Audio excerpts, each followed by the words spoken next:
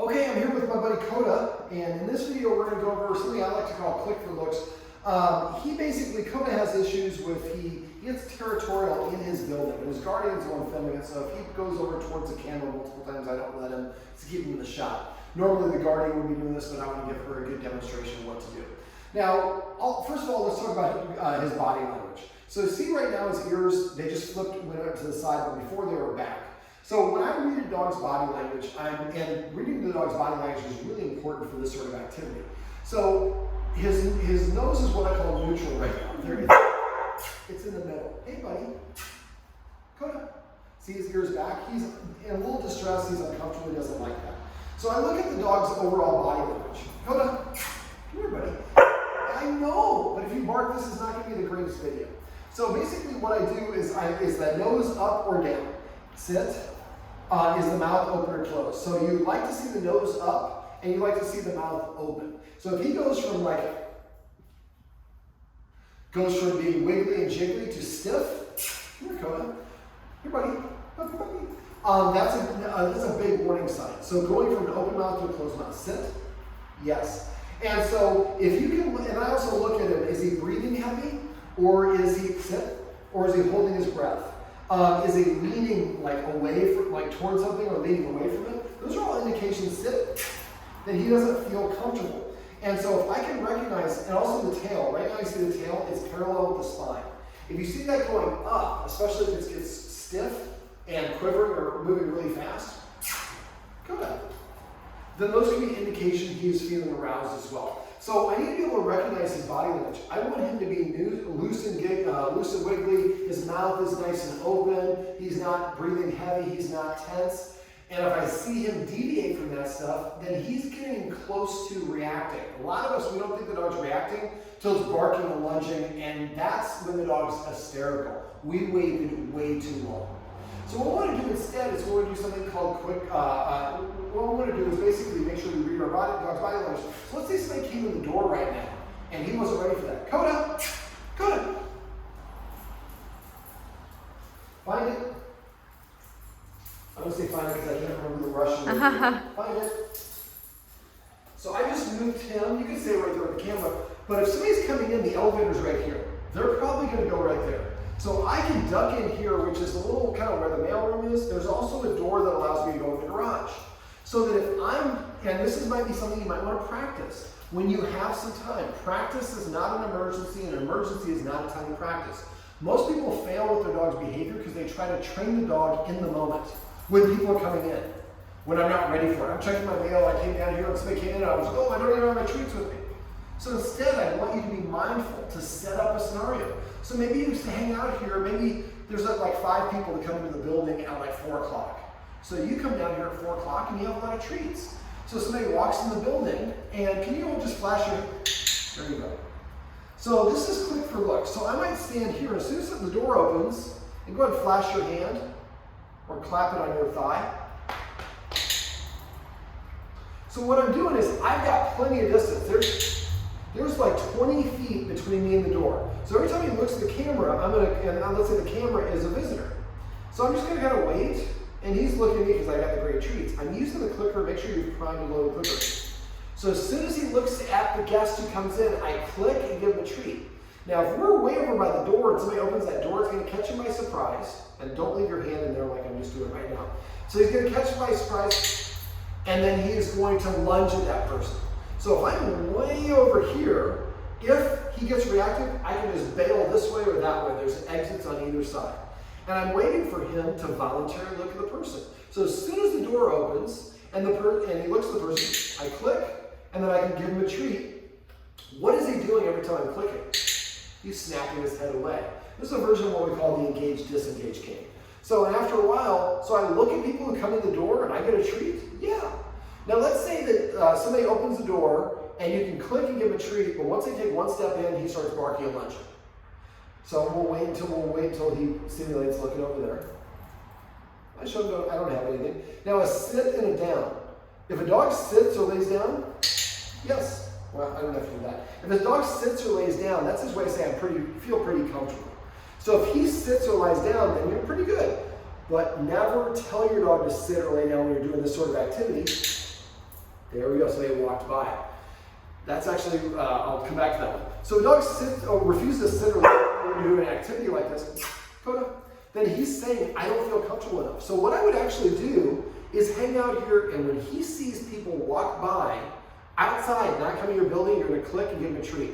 And do this for maybe like 5-10 minutes or so. But if somebody comes to the building, immediately bolt one direction or the other. All you want to do this first stage is just, I see people through this doorway, it means I'm going to get a treat. Come here, buddy. And that will be the first stage. So you want to get here until every time, eventually what will happen is he'll look and see somebody and he'll immediately look at you before you click.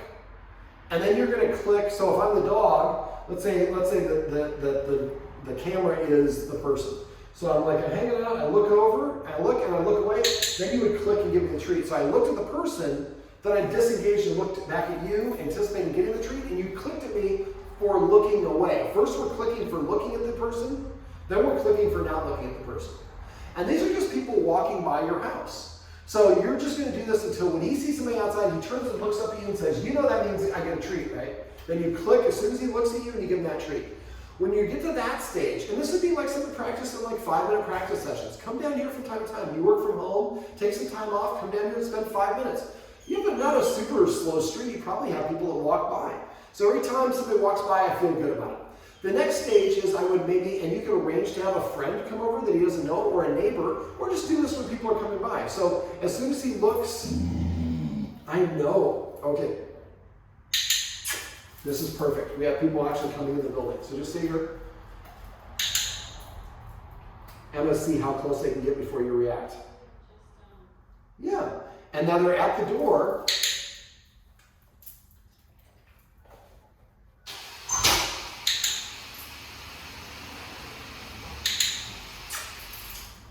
Now we're getting a little, they're coming close, so we're going to go ahead and we're going to move them away. Come on. No, this is perfect. Thanks for coming in. And I'm just going to keep them over here until they get on the elevator. So now when people come in, you can't see it, but basically I'm just playing a little game. Are they on the elevator? Mm-hmm. Okay. So I just played a little game. So I went over there and did the find it. Now I can't remember how to say find it in Russian. So that'd be something I would come in here every time you come down there, go over there and throw a treat, say find it, do it just like we did upstairs, but over there. So when people come in, and he was actually probably happy to meet those people. No, that's not normally the way he acts. It's 50-50. 50-50, Mm-hmm. Okay. So, but we want to cultivate the positives. So basically, when they came over here, that's too close. That probably would have been a good interaction. And if you feel like it's a good interaction, you can do the find it right there. Now, some dogs will get possessive in their treats. If that's the case, then don't do this sort of thing. And you get along with your neighbors, just like, he's such a good neighbor. You want to throw him a couple treats? He's sometimes a little bit questionable with people. And if he can catch, that's even better. But if you get any vibe that he is not having it, then you find it. Come on over here. And then I can do right over here.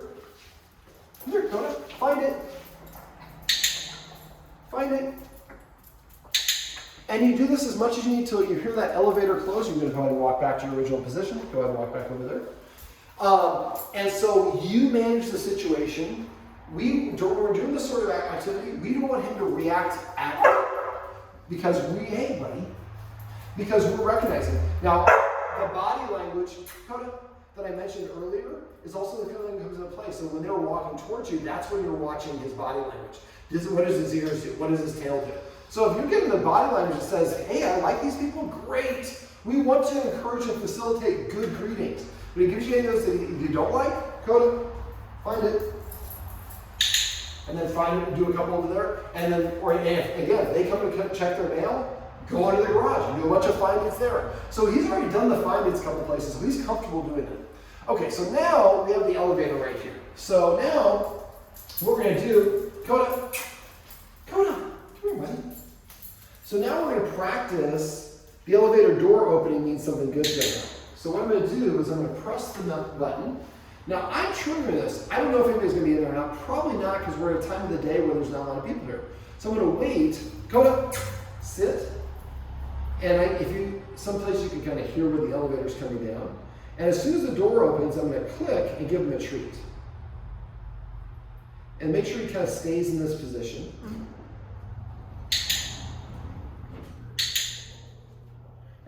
couple times. He looks at the elevator. Don't put your hand in there. There you go. So what we're doing is just saying the door opens. I look at the door and then I get a treat afterwards. So we're starting to develop a positive association. So I like it when the door opens. And then you wait. Elevator probably just sit here. I don't know what that is. But wait for it to go upstairs. And the idea is we're having him get used to that elevator door opening and good things happen. Now, eventually you're going to have people in there. This would be nice where if you have, again, one of your friends come over, have one of your friends come over. Don't meet him. When you're going to go out to dinner with your friends, have your friend come over. Hey, can you help me in the elevator? Just be a part of a guest. So you're here. So if I'm going to do that, I would probably like to be a little bit more further away.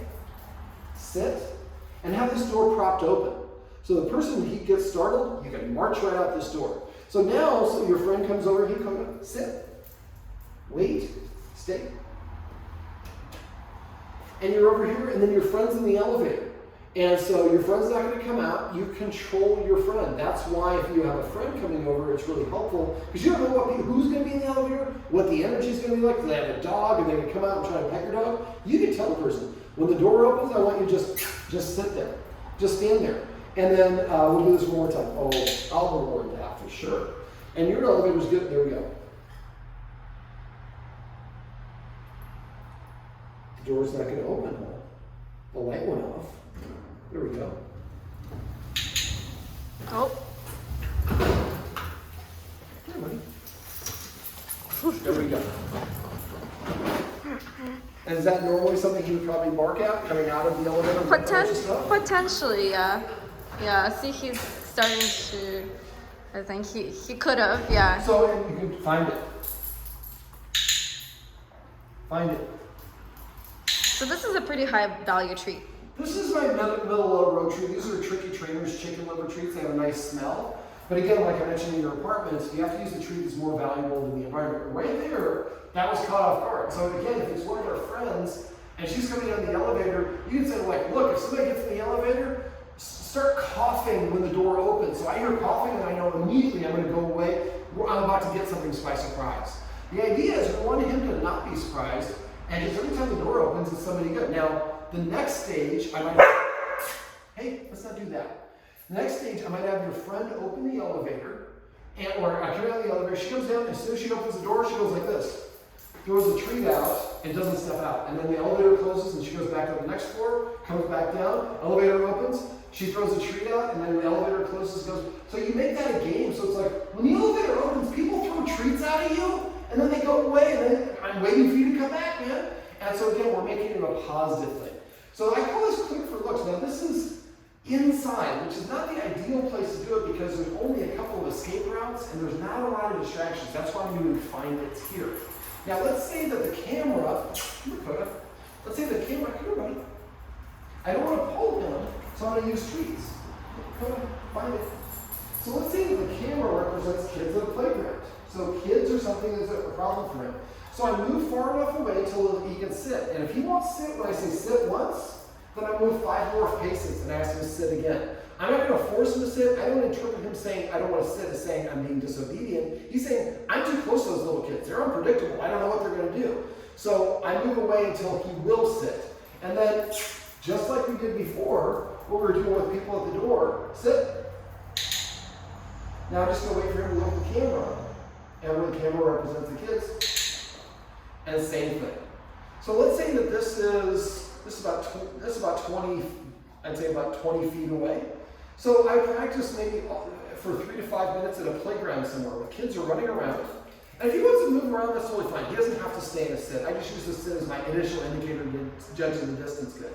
And then after 3 to 5 or 10 minutes or whatever, don't do it too long. Now a lot of times if he's just sitting there, but he's sitting there, it looks like we're not doing anything. If you imagine being on a roller coaster, you're on a roller coaster for 2 minutes, but man, you probably burn through like 1,000 calories. So a lot of times people think when a dog's just sitting there and giving him treats, this is not a big deal. If he's breathing heavy, it is a big deal. He's burning a lot of calories. We don't want to push too long, because just like us, he's going to not be in the best situation. So here's how it sounds in the parking garage. So he does the same thing. So he is aware of the sounds. I click when he looks at it. He doesn't have to even click. You can just hear sounds, and I hear them as well. I can just give a treat. I don't have to click for it. I'm clicking to say specifically it's what I wanted, but if he walks by somebody and has a good interaction with somebody he normally doesn't, I'm just going to keep on giving him those treats. Treats are like an attaboy or a merit or you did a good job. I don't have to click for them. I can just feed him treats nonstop. And then he's like, man, I hear sounds in the garage and I get a whole bunch of treats. It's creating a positive association, not like I have to hear the sound to get a treat. The click is kind of for that because I want to say specifically looking at someone gets you a treat. But right there, he's hearing sounds in the garage which he normally doesn't like and normally he would be reactive to, and he's not. That's the disengage right there. So there, he looked at the sound and he turned away because I'm giving treats like a slot machine. Now after a while, I might give the treat. At first I might be giving the treats as soon as he looks at me. After a while, then he looks at me, I wait 1 second. Then I give him the treat. Then eventually I'm waiting 2 seconds before I give him the treat. We're elongating that. But I have to give him the treat before he reacts. Stopping him from reacting is the most important activity for this sort of thing.